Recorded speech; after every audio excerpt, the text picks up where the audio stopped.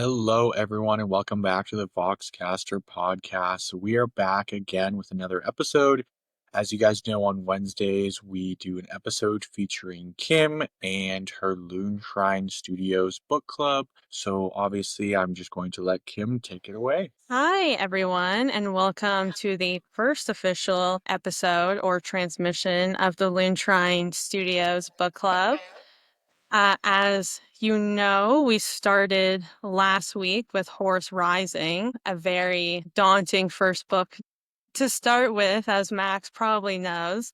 I'm not sure, actually. Have you read the books? Okay, yeah, that's what Well, I some of them I didn't like physically read. I just listened to like the audiobooks and stuff like that. But I mean, same thing, really. Honestly, sometimes the audiobooks can be better. Like, I feel like sometimes listening to somebody else talk about the book makes it easier for me to picture what's happening and more easily. But yeah, so as we mentioned last week, the first transmission is going to be just going over the first two chapters, which is a lot. Let's just say that to start with. They kind of throw you into it. Yeah, they kind of start off literally at the beginning of another battle in the mountains of the Whisperheads on planet 6319, believe. Again, for people following along, reading along, or just listening along, I just want to say we didn't mention this the introduction episode, but you don't have to be reading the book to be a part of the book club. We want everybody to know that they're included, whether you read it 5 years ago, 10 years ago, or you have never read it and don't plan on reading it, but you still want to follow along for maybe insights on what people are thinking, want to have you here and are very thankful that you are here. No, I know that you were going to mention this, but to people that do want to follow along, Kima is also making a little document to follow along with her to help her keep track of things. I don't know if you wanted to maybe dive into that a little bit. Yeah, so as we mentioned in a number of episodes, I am somebody who has a poor time, I guess, remembering things. And there's also a lot of information to start off with. And as somebody who has never dipped their toe into the Warhammer world before, it can be a little overwhelming and daunting. So I've put together a Word document for myself. But if people are interested, I'll get Steve to explain to us how to add a link to Discord because he's a lot more skilled at that. But yeah, I'll make it available to anyone and everyone who wants to see it. And it just goes over names, like characters mentioned, kind of like what they have to do with Horus Rising and what they're up to. Then titles, like a War Master, for example. It may seem like a dumb or pointless thing to do for veterans, but again, like I'm somebody who hasn't even watched all of Star Wars, for example. So this is a little bit out of my depth, but so far it's been amazing. Yeah, no, and I think another thing is that everybody kind of learns and remembers in their own ways. You never know. Maybe there's somebody that thinks exactly like you, and they're a little shy to come forward and say it. Hey, here's a document that we're going to try to provide for everybody, and regardless of your skill level, maybe there's again, maybe you're a veteran and there's just things that you forgot, and you want to go back and like double check who's this, who was that, and it Yeah. could inspire you to do something crazy that you never thought of doing before. So I think, it's kind of great that you kind of are open to sharing the way that you remember and the way that you categorize things. So yeah, for anybody that wants to join in and jump along, you're more than welcome to. If not, you don't have to.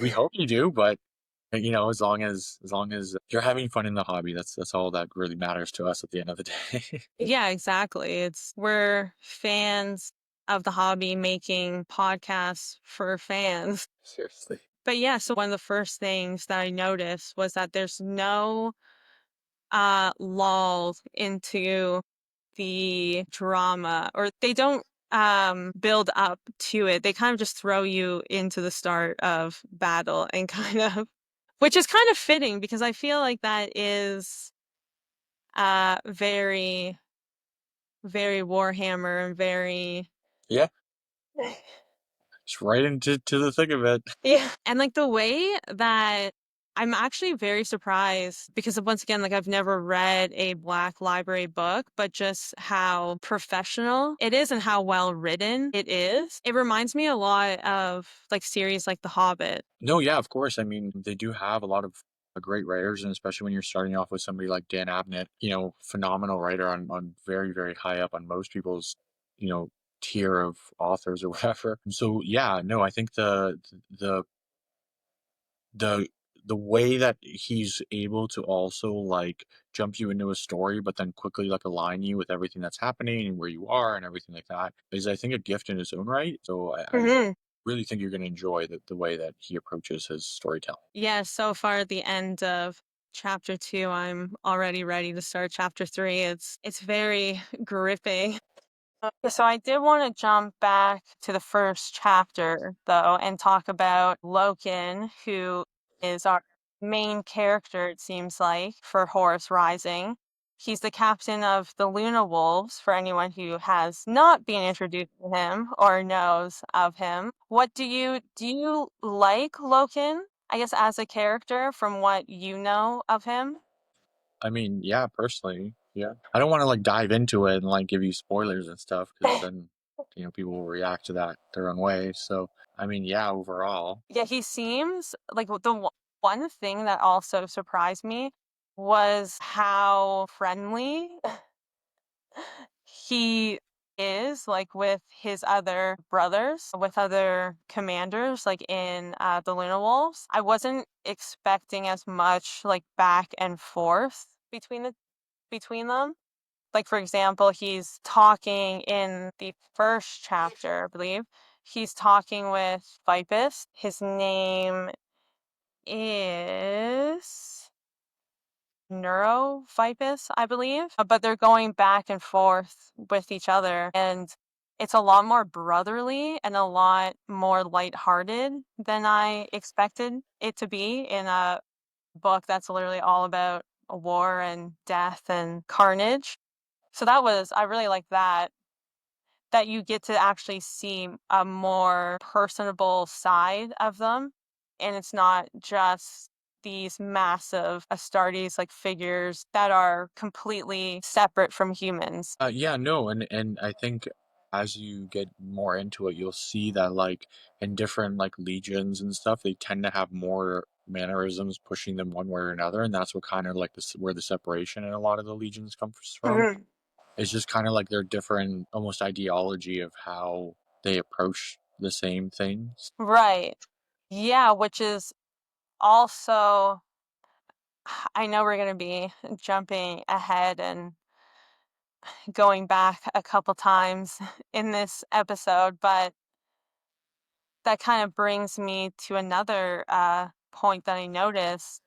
So, in the end of chapter 2, Loken is talking to who at the time we think is the emperor, but turns out to be a fake imposter emperor trying to trick them, which actually got me. I wasn't, even though I've heard the story from you, like I still wasn't expecting that. It was very well written. Mm. Yeah, but he's talking to the emperor, the person that we think is the emperor, and he's saying like the truth is amoral. So the truth, it doesn't matter what is right or what is wrong, the truth is the truth. And the emperor says, yes, okay, the truth is amoral, but what you're doing is immoral. So how you're going about it is immoral. And Loken kind of stopped and didn't have an answer to that and kind of just said, well, give yourself over to us. But you could see how that was kind of putting seed into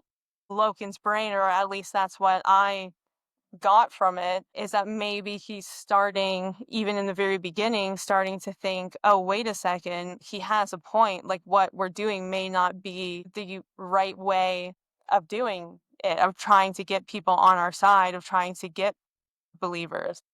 But yeah, and then you find out that the emperor is hidden on the throne the entire time underneath. I'm assuming the same technology, like the same cloth fabric or something that the Invisibles, like his elite squad, are hidden by. Just kind of interesting that it seems like a lot of going back to how there is more of a brotherhood than I expected, even to the point of as they're going to find the emperor, and when they do find the imposter emperor, Loken says at one point, like, can't we show him grace because we're about to destroy his whole civilization? And Vipus says, no, like, why would we do that? He killed Sejanus. There's no way that we would show him grace. And again, in that moment, I kind of stopped and was like, oh, wow, okay, it is truly a brotherhood. It's not just we fight beside each other, so I guess I'll protect you. No, like there's actual jokes they have between them. There's actual discourse. There's actual anger, like when one of them is killed. It's already kind of making me look at Space Marines differently, even traders. Yeah, no, and you know, that's a big part of the stories is like how your opinion will shift and change because you find out a lot of these things that you know about either closeness or you know uncloseness, I guess, about how they interact with each other and all this different stuff. So, and this is kind of like what we've been excited to see is how your opinion on certain like legions or certain chapters may change after you find out exactly how they operate and how they are, especially when it comes to things like you know brotherhood or stoicism and things like that are pretty big like key points in the Horus Heresy. Yeah, like already I'm kind of so I already know some spoilers, I should say. Like the Luna Wolves, for example. I do know who they become. I don't think that is much of a spoiler for people who are just starting out. But yeah, if you haven't gotten to that point or put two and two together, I won't say anything more. But for the people who have, you know what I'm talking about. So it's already kind of changing my view on those legions on that side, where I'm almost humanizing them more. Like they're not just some distinct or some totally separate civilization or group of people that are so far from humans. Like they're still humans at their core. Somewhat, some try to be. Yeah, some try and still fail.